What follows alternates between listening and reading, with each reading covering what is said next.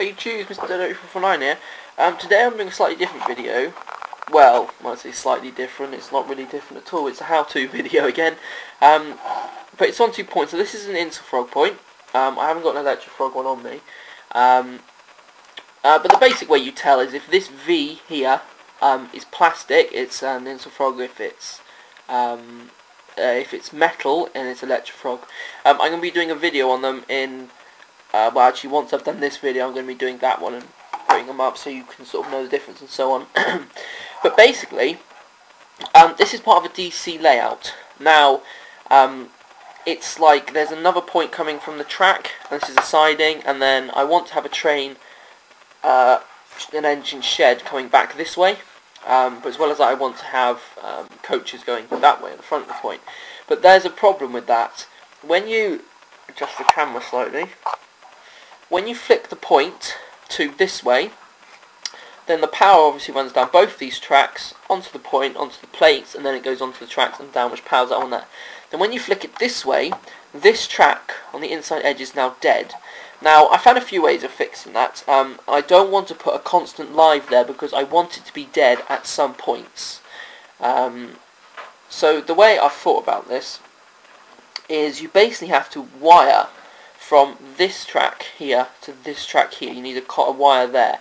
And when you flick the point to that position, obviously it's all normal, and when you flick it back, you've obviously got now power running constantly from that line to that line, so this line's now live, and the power goes down here, and then it goes back up this side, and then you've obviously got your two lives here when the point is flicked the other way.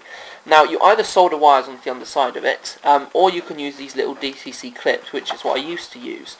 Camera won't focus on it, you can just see it there. That's a little DCC clip, and it just fits in the point in this section here. Just the other side of this sort of spacer rail here, in the gap.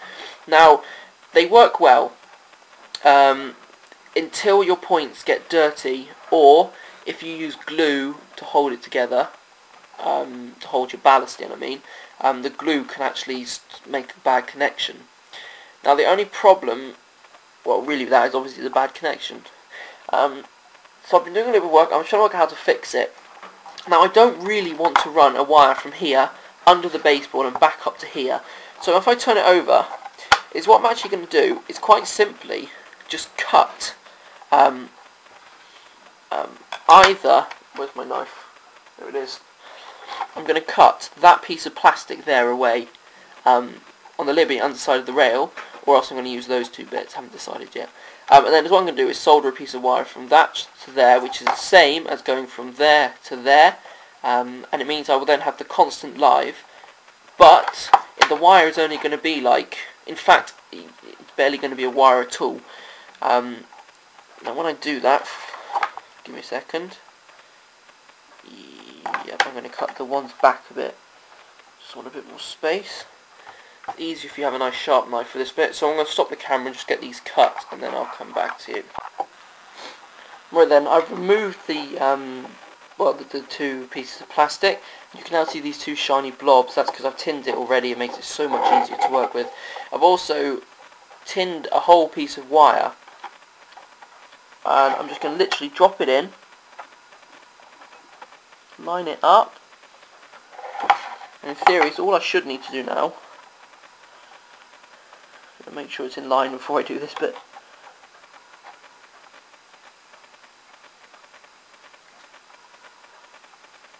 Just add some heat.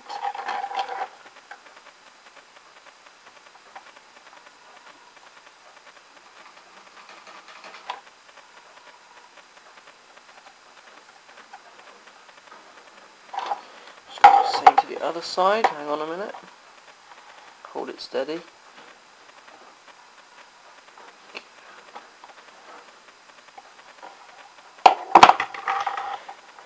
Clean the solder iron, any plastic residue, turn it over and have a quick check. That looks good to me. There you go, and then literally just got to cut off that excess there. Then I'm going to paint it, well, am I going to bother? Yeah, I might paint it black. afterwards, just to hide a bit more, but I'm not going to do that till sort of I'm putting ballast down and stuff. We'll see how it looks first. But anyway, yeah, I'm going to cut off that excess when I find my choppers. Where have they gone? There they are.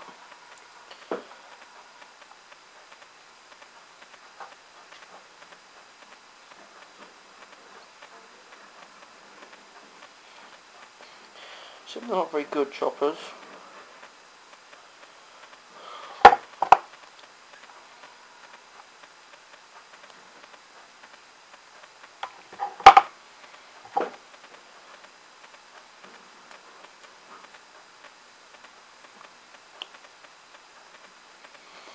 There we go, that's a bit better. Right.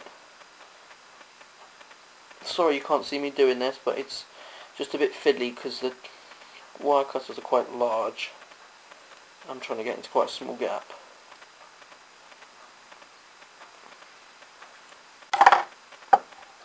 That looks a lot better.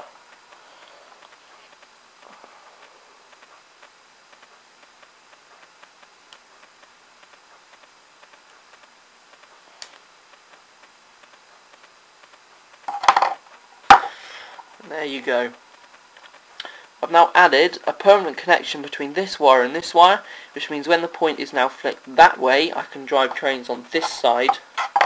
When the point is flicked that way, trying to get in shot, there we go, I can now use this line here off the top to drive locos and stuff. So that's great. That's how you wire up a point so you're able to drive locos back on a DC layout. On a DCC layout, you just make the whole of it live, and you do exactly the same on the other side.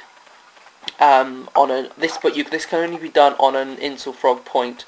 You can't do on Electrofrog points. But on an InsulFrog point, to do the other side, it's exactly the same, and then you will have a live point, constantly live point. Doesn't matter which way this is sitting, it will always be live. So anyway, yeah, that's quite useful. I'm sure someone will find that useful.